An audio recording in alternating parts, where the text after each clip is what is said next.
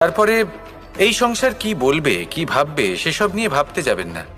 কারণ এই সংসার তো ঈশ্বরকেও প্রশ্ন করে থাকে, ঈশ্বরকেও দোষী মনে করে।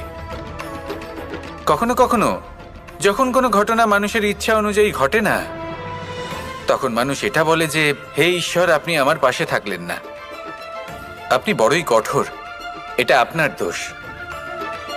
যেখানে বেশিরভাগ সময় হয়তো সে নিজেই নিজের কর্মফল ভোগ করছে, আর কখনো কখনো ঈশ্বর হয়তো তার জন্য আরো ভালো কোনো পরিকল্পনা করে রেখেছেন, কিন্তু মানুষ সেটা বুঝতে পারে না। তাই দিনের শেষে যেটা প্রয়োজন সেটা হলো নিজের মনের কথা বুঝতে হবে।